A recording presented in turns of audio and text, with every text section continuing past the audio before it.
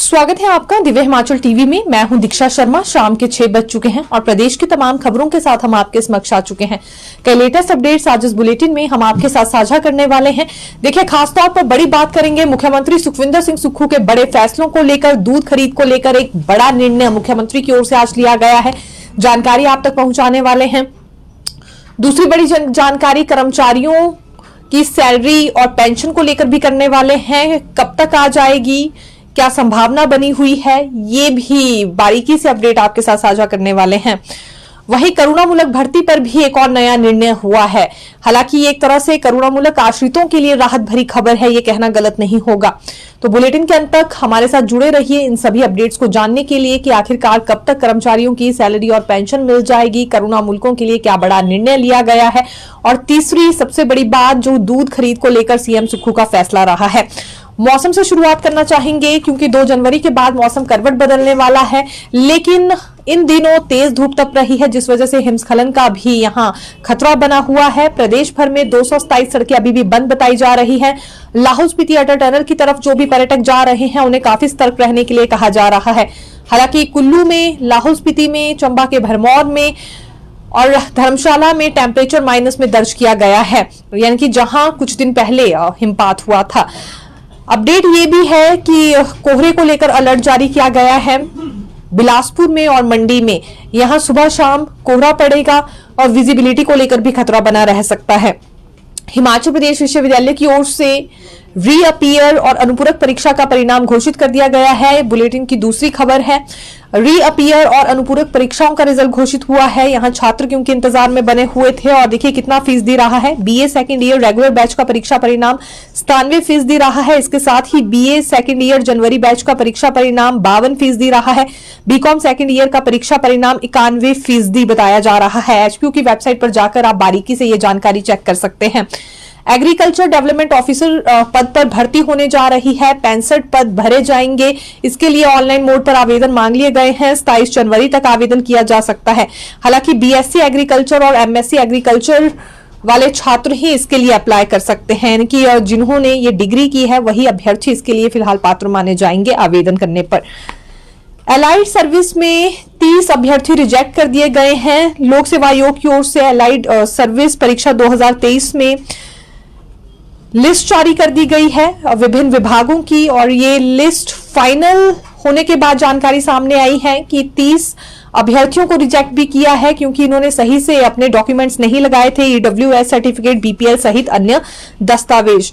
और 31 दिसंबर 2023 को विभिन्न विभागों के लिए ये परीक्षा करवाई गई थी, जिसे लेकर अब ये लिस्ट फाइनल की गई है। फाइनल लिस्ट यानी कि सामने आई है और इसमें 30 अभ्यर्थी रिजेक्ट भी पाए गए हैं अपनी ही गलती की वजह से, क्योंकि सही से डॉक्यूमेंट्स नहीं लगा पाए थे। नशा माफिया के घर पर जेसीबी चली है, ये फतेहपुर से जुड़ा मामला हम आपके समक्ष लेकर आए हैं। दरअसल एक व्यक्ति जो बार बार नशा माफिया में संलिप्त पाया जा रहा था, नशा तस्करी में संलिप्त पाया जा रहा था, पिछले 3 वर्षों से लगातार इसकी ओर से नशा तस्करी की जा रही थी। बार बार ये हिरासत में आता था, उसके बाद छूट जाता था, लेकिन मनमानी अपनी अभी भी कर रहा था नशा तस्करी को लेकर। और इसके बाद हाईकोर्ट के ऑर्डर के अनुसार इसके घर पर जेसीबी चला दी गई है। ये पुलिस और प्रशासन ने फतेहपुर में संयुक्त कार्रवाई की है। ये करना जरूरी हो गया था। इसके बाद अन्य नशा माफियों में भी हड़कंप मच चुका है। जैसे ही इसके घर पर जेसीबी मशीन चलाई गई तो उस वक्त वहां पुलिस भी तैनात कर दी गई थी ताकि कोई अप्रिय घटना ना हो सके। ये गोलवा का निवासी बताया जा रहा है, नीरज कुमार नाम है, और जो इसका पिछला रिकॉर्ड रहा है वो भी जानकारी आपके साथ साझा करेंगे। आरोपी से 23 मार्च 2021 को 112 ग्राम चरस बरामद की गई थी। इसी तरह से 19 अप्रैल 2023 को फिर 38 ग्राम चिट्टा बरामद किया गया। 26 अक्टूबर 2023 को 50 ग्राम चिट्टा बरामद हुआ। एक दफा फिर ये नशा तस्करी में संलिप्त पाया गया तो फिर संयुक्त कार्रवाई करते हुए पुलिस और प्रशासन की ओर से इसके घर पर जेसीबी मशीन चला दी गई है। यानी कि जो प्रक्रिया या जो सिस्टम हमें यूपी में देखने के लिए मिलता है, हूबहू यहां भी नशा माफियों पर अब उसी तरह की सजा अपनाई जाएगी। और इससे नशा माफियों में हड़कंप भी मचा है और कुछ लोग इसे सराहा भी रहे हैं। बिजली बोर्ड में आज फिर कर्मचारी गरजे हैं और प्रमुखता से इन्होंने प्राइवेटाइजेशन का मुद्दा उठाया है। इनका कहना है कि निजीकरण हर राज्य में ही अब तो बिजली बोर्ड का किया जा रहा है। चंडीगढ़ में बिजली बोर्ड का निजीकरण हो रहा है। राजस्थान और उत्तर प्रदेश में भी बिजली कंपनियों को प्राइवेट हाथों में देने की तैयारी चल रही है। ऐसा हिमाचल प्रदेश में ना हो, इसीलिए पहले ही इन्होंने विरोधी स्वर उठाए हैं। हालांकि इनका कहना है हर राज्य में ही बिजली बोर्ड के कर्मचारियों को कम मांगा जाता है और सबसे कम सुविधाएं उन्हें दी जाती हैं, जबकि सबसे रफ एंड टफ जॉब इनकी रहती है। और अब निजीकरण भी हो रहा है, ये इन्हें हर किस स्वीकार नहीं है। अभी देखिए, अगर हिमाचल प्रदेश के हालातों पर गौर करें तो बिजली बोर्ड के कर्मचारियों के लिए ओपीएस बहाल नहीं की है। हालांकि अन्य कॉर्पोरेशन और विभागों के कर्मचारियों को ओपीएस बहाल कर दी गई है। इनका यह भी कहना है, जो आरोप सरकार पर लगाया गया है इनकी ओर से, कि यहाँ बिजली बोर्ड में पद भी समाप्त किए जा रहे हैं और जो आउटसोर्स पर कर्मचारी अपनी सेवाएं दे रहे थे, 81 के करीब चालक थे, उन्हें बाहर का रास्ता दिखा दिया गया है। ना तो उन चालकों की नौकरी बहाल हो पा रही है और ना ही यहाँ प्रमोशंस की जा रही हैं। इसके अलावा अन्य वित्तीय लाभ भी इन्हें नहीं दिए जा रहे हैं, ओपीएस तक का लाभ नहीं मिल रहा है और यहाँ पदों की समाप्ति की ओर राज्य सरकार बढ़ रही है। तो निजीकरण इसका भी हो सकता है, तैयारी में कहीं ना कहीं राज्य सरकार भी नजर आ रही है और ये हर किस ऐसा स्वीकार नहीं करने वाले हैं। इसलिए आज इनकी ओर से पूरे प्रदेश भर में बिजली बोर्ड कार्यालयों में प्रदर्शन किए गए हैं और यहाँ कुम्हार हाउस में भी बिजली बोर्ड के बाहर यानी कि सैकड़ों के करीब कर्मचारी जुटे थे प्रदर्शन करने के लिए। शिक्षक और अभिभावकों की चर्चा आज हुई है। शिक्षक संवाद था सभी गवर्नमेंट स्कूल्स में। हालांकि नॉन बोर्ड कक्षाओं का रिजल्ट भी घोषित कर दिया गया है, विंटर क्लोजिंग स्कूल्स में पहली से लेकर 8वीं कक्षाओं तक का। लेकिन समर क्लोजिंग स्कूल्स और विंटर क्लोजिंग स्कूल्स दोनों में शिक्षक संवाद था। इसमें राय ली गई है अभिभावकों से कि कैसे शिक्षा के स्तर को और ज्यादा बढ़ाया जा सकता है, बच्चों की परफॉर्मेंस को और बेहतर करने के लिए पढ़ाई में क्या शिक्षकों को करना चाहिए। और ये कंपल्सरी किया गया था हर स्कूल के लिए कि शिक्षक संवाद होना ही चाहिए। अब जो प्रधानाचार्य और मुख्य अध्यापक है एक रिपोर्ट तैयार कर भेजेंगे शिक्षा विभाग में और उसमें मेंशन ये किया जाएगा कि क्या सुझाव अभिभावकों से लिए गए हैं और उस बारे में शिक्षकों का क्या कुछ कहना है। यूरिन शुल्क पर अब यू टर्न नगर निगम ने ले लिया है। नगर निगम शिमला की ओर से एक प्रस्ताव पिछले कल पारित किया गया था कि यहां शुल्क लिया जाएगा, यानी कि एक फीस ली जाएगी शौचालय के लिए। इसके लिए 30 के करीब सार्वजनिक शौचालय भी चुन लिए गए थे और वहां महिलाओं से ही नहीं बल्कि पुरुषों से भी अब शुल्क लिया जाएगा। ये बात सामने आई थी। जो बाजार में काम करने वाले कुछ कर्मचारी हैं दुकानों में या दुकानों के मालिक हैं, उन्हें एक ही बारी में 150 रुपए का अपना पास बनाना होगा एक माह के लिए और फिर उस कार्ड को दिखाकर वो शौचालय का इस्तेमाल कर सकते हैं। लेकिन नगर निगम का ये फैसला काफी ज्यादा ट्रोल हुआ और इस पर आपत्तियां भी जताई गई, जिसके बाद यू टर्न यहां नगर निगम शिमला की ओर से ले लिया गया है। आज ही मेयर सुरेंद्र चौहान की ओर से प्रेस वार्ता बुलाई गई थी और मेयर सुरेंद्र चौहान का यह कहना था कि गलत तरीके से उनके फैसले को पेश किया गया है। उनका मतलब ये टैक्स लेना नहीं था, जबकि भाजपा और अन्य लोग इसे टैक्स का रूप दे रहे हैं। हालांकि उन्होंने ये भी बात बताई है कि जो शुल्क लिया भी जाता है महिलाओं से वो नगर निगम के पास नहीं आता है। इसके लिए खासतौर पर एक कंपनी को टेंडर दिया जाता है 1 साल के लिए और अभी सुलभ इंटरनेशनल को यह टेंडर दिया गया है। हर माह सुलभ इंटरनेशनल को नगर निगम की ओर से 2,44,000 दिए जाते हैं। ये हर माह शौचालय के रखरखाव के लिए राशि दी जाती है और बदले में जो शुल्क आता है वो भी सुलभ इंटरनेशनल को ही मिलता है। तो इसमें नगर निगम का कोई लेना देना नहीं है। बात सिर्फ यहाँ जेंडर को लेकर हुई थी और लिंग समानता को लेकर हुई थी कि जब महिलाओं से फीस ली जा रही है तो पुरुषों से भी ली जानी चाहिए। ये हाईकोर्ट ने ही लिंग समानता को लेकर आदेश जारी किया था और उसी को ही नगर निगम शिमला की ओर से अपनाया जा रहा था। लेकिन ये वीडियो काफी ज्यादा वायरल हुई जिसमें मेयर सुरेंद्र चौहान की ओर से ये स्टेटमेंट दी जा रही थी और सोशल मीडिया पर बहुत सारे पोस्ट भी चल रहे थे जिसमें ट्रोल किया जा रहा था इस डिसीजन को। और यही देखते हुए अपना ये फैसला नगर निगम ने वापस ले लिया है, इस प्रस्ताव को वापस ले लिया है। अब पहले जैसी ही व्यवस्था रहेगी। हालांकि आज एक और बात यहां मेयर सुरेंद्र चौहान की ओर से कही गई है कि अब महिलाओं से भी शुल्क नहीं लिया जाएगा। लेकिन अगर महिलाओं से शुल्क नहीं लेना है तो इसके लिए खासतौर पर एक प्रस्ताव पारित करना होगा, तो उसके लिए रुकना पड़ेगा। तो कुछ दिन बाद जब ये प्रस्ताव पारित होता है नगर निगम हाउस में, उसके बाद व्यवस्था नए सिरे से लागू हो पाएगी कि अब पुरुषों की तर्ज पर महिलाओं से भी शुल्क नहीं लिया जाएगा। लेकिन अभी के लिए यानी कि आने वाले कुछ दिनों के लिए पहले जैसी व्यवस्था ही रहने वाली है। और इस पूरे मामले पर भाजपा मीडिया पर भारी करण नंदा का यह कहना है कि यू टर्न नगर निगम ने ले लिया है और ये सिर्फ इसीलिए हुआ क्योंकि पिछले कल से लेकर आपत्ति भाजपा ने भी इस पर जताई थी। एक और बड़ी बात यहां करण नंदा की ओर से कही गई है कि मुख्यमंत्री सुक्खू बार बार कहते रहे कि टॉयलेट टैक्स एग्जिस्ट ही नहीं करता है, इस तरह का कोई टैक्स लिया ही नहीं जा सकता है। लेकिन अब तो उनके ही मेयर ने यह साबित कर दिया है कि कांग्रेस के लिए टॉयलेट टैक्स जैसी चीज भी एग्जिस्ट करती है। अब यू टर्न लेने से कोई फायदा नहीं है। जो फैसला लेना था वो ले लिया नगर निगम ने, और इससे पहले सरकार भी एक ऐसा ही फैसला लेने जा रही थी, लेकिन जब विरोधी स्वर उठे तो सरकार को अपना यह फैसला वापस लेना पड़ा। पहले मुख्यमंत्री ने अपना फैसला वापस लिया, उसके बाद मेयर सुरेंद्र चौहान ने भी अपना फैसला वापस लिया। ये टैक्स कहीं भी एग्जिस्ट नहीं करता है, इसलिए इस फैसले को वापस लेना जरूरी था, लेकिन मनमानी कांग्रेस सरकार कर रही है और बार बार यू टर्न लेना पड़ रहा है। ये नसीहत भी विपक्ष को ही देनी पड़ती है कि क्या उचित है और क्या उचित नहीं है। यहां फिर एक दफा भाजपा को टिप्पणी करने का मौका मिल गया है। ये भी भाजपा मीडिया प्रभारी करण नंदा की ओर से कहा गया कि वो इस तरह के मुद्दों पर नहीं बोलना चाहते हैं, लेकिन मजबूरन उन्हें बोलना पड़ता है जब इस तरह के कदम सरकार या नगर निगम की ओर से यहां उठाए जाते हैं। देखिए, स्कूल और कॉलेजेस बंद होने वाले हैं। अगले कल से अवकाश हो रहा है विंटर्स में, और ये यूनिवर्सिटी 1 जनवरी से 18 फरवरी तक बंद रहेगी। वहीं स्कूलों में भी अगले कल से 12 फरवरी तक छुट्टियां रहने वाली है। एचपीयू में कुछ एक हॉस्टल्स खाली रहेंगे, तो कुछ एक हॉस्टल्स में अभी मरम्मत को लेकर भी कार्य शुरू किया गया है। देखिए, अभी न्यू ईयर का मौका है और आज की भी जानकारी दे तो काफी ज्यादा भीड़ रिज मैदान पर जुट गई है पर्यटकों की, और इसी मौके पर हम भी आपको न्यू ईयर की शुभकामनाएं देना चाहेंगे। साथ ही साथ मुख्यमंत्री सुखविंदर सिंह सुक्खू ने भी न्यू ईयर की शुभकामनाएं दी हैं। नेता प्रतिपक्ष जयराम ठाकुर समेत डेप्यूटी सीएम मुकेश अग्निहोत्री ने भी प्रदेशवासियों को न्यू ईयर की शुभकामनाएं दी हैं और कामना की है कि ये 2025 जो वर्ष आ रहा है सबके लिए ही शुभ रहे। लेकिन इस बीच किस तरह की घटनाएं सामने आ रही हैं, ये जानकारी देना बेहद जरूरी है।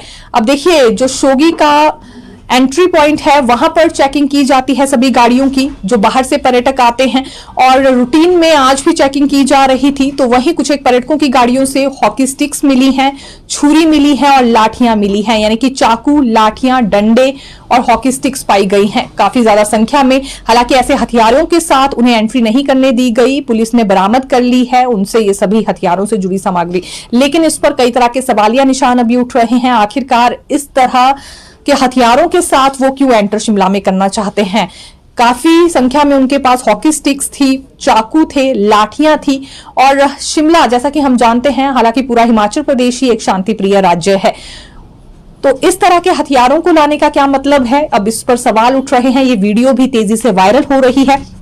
एक और पर्यटक लाठी और डंडे के साथ आ रहे हैं, दूसरी ओर रिज मैदान पर कुछ एक पर्यटकों की वीडियो वायरल हो रही है जिन्होंने दारू की बोतल हाथ में ली हुई है और दारू की बोतल के साथ वो झूम रहे हैं।